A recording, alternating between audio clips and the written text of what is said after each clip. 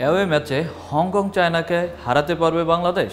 এখনও আশাবাদী বাংলাদেশের প্রাণভোমরা হামজা চৌধুরী। হংকং ম্যাচের পর তিনি বলেছিলেন, আশা করি আমরা পরের 3টি ম্যাচই জিতব। অধিনায়ক জামাল ভুঁইয়াও এখন আশাবাদী। তিনি বলেছিলেন, আমাদের হাতে 3টি ম্যাচ আছে, এই 3টি ম্যাচই আমাদের জিততে হবে। 1 পয়েন্ট হারালেই আমাদের বিদায়। ইনশাল্লাহ আমরা এবার কিছু একটা করতে পারবো। বাংলাদেশের হয়ে প্রথম গোল পাওয়া সামিদ সোম হতাশ কিনা তিনি জানেন না, তবে বাংলাদেশের ওই মুহূর্তে গোল করতে পেরে তিনি সম্মানিত বোধ করেছেন। গোল না দিয়ে যদি তিনি জিততেন তাহলে তার আরও ভালো লাগতো, ড্র হলেও ভালো লাগতো ম্যাচটা। তবে তার গোলটা দর্শকরা যেভাবে উদযাপন করেছে ওই অনুভূতি তিনি কখনোই ভুলবেন না। তিনি বলেছেন, আমাদের আরও শিখতে হবে, 14ই অক্টোবর আমরা হংকং ম্যাচের বিপক্ষে জিতব।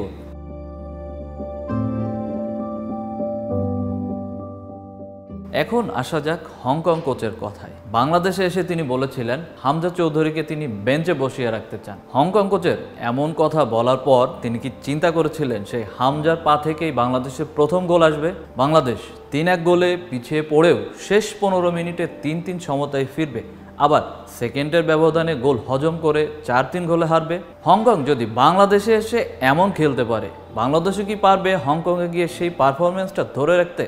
বাংলাদেশ কি হংকংয়ের বিপক্ষে পরবর্তী ম্যাচ জিততে পারবে?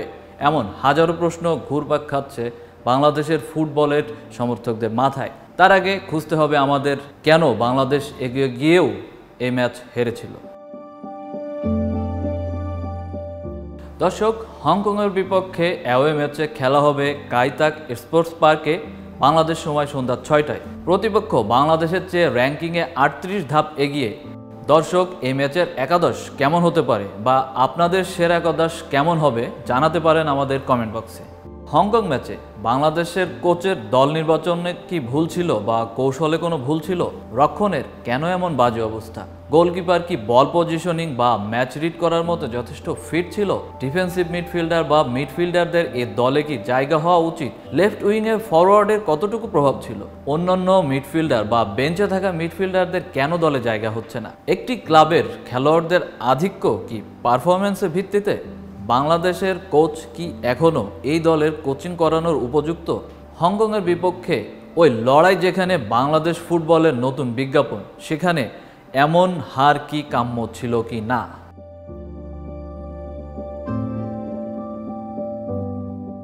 হংকংয়ের বিপক্ষে দুর্দান্ত ম্যাচ খেলে বাংলাদেশের হারের পর সাবেক ফুটবলার বা কোচেরা কি বলছে আমরা যদি একটু দেখি। জাতীয় দলের সাবেক ফুটবলার ও কোচ জুলফিকার মাহমুদ মিন্টু বাংলাদেশে হারের পর সংবাদ মাধ্যমে বলেছিলেন, খেলোয়াড়েরা শিশুসুলভ ভুল করেছে।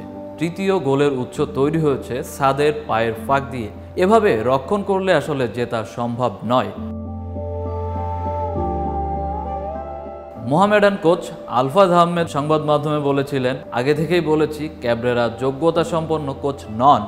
বাংলাদেশে আসার আগে একাডেমিক পর্যায়ে কোচিং করেছিলেন তিনি, কোনো অভিজ্ঞতা ছিল না। এখানে প্রায় 4 বছর এসেছেন তিনি। আমি বলবো, একজন অভিজ্ঞ কোচ থাকলে এশিয়ান কাপের বাছাই বাংলাদেশ দলের জন্য আরও ভালো হতো, বাংলাদেশ আরও ভালো পারফর্ম করতে পারত। সাফ জিততে না পারার পরই তাকে বাদ দিয়ে নতুন কোচ আনা দরকার ছিল। বাংলাদেশের অন্যতম সেরা কোচ আবাহনীর মারুফুল হক বলেছেন, লেফট ব্যাকে সাদের কোনো ক্রস দেখিনি, জায়ান শুরু থেকে থাকলে ভালো হতো বাংলাদেশের জন্য। হংকংয়ের বিপক্ষে দুর্দান্ত খেলে হারের পরও বাংলাদেশের সমর্থকেরা নানা ধরনের প্রশ্ন রেখেছেন। তারা বলেছেন, বাংলাদেশের মিডফিল্ডে জামাল ভুঁইয়া, সামিদ সোম বা ফাহমিদুল ইসলামকে কেন সেরা একাদশে রাখা হয়নি? বিরতির পর 57 মিনিটে ক্যাবরেরা যখন জামাল, সামিদ, ফাহমিদুলকে নামান, তখন বাংলাদেশ 3-1 গোলে পিছিয়ে। তারা নামার পরই মাঠের চিত্র বদলে যায়।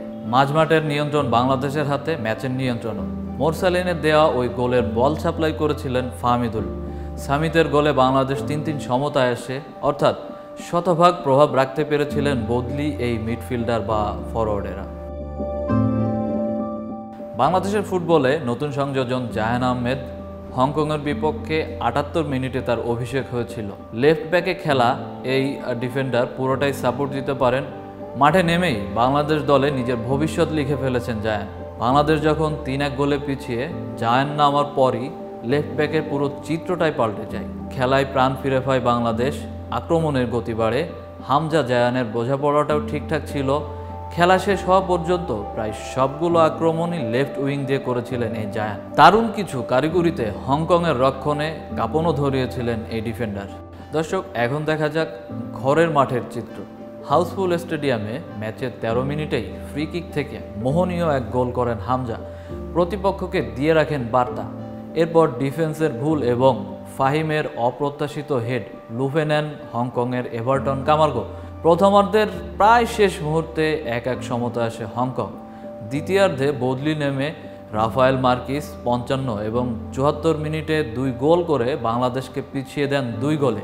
এরপর 84 মিনিটে বাংলাদেশের প্রত্যাবর্তন, মোরসালিনের গোল এবং যোগ করার সময় সামিতের গোলে 3-3 সমতা আসে বাংলাদেশ।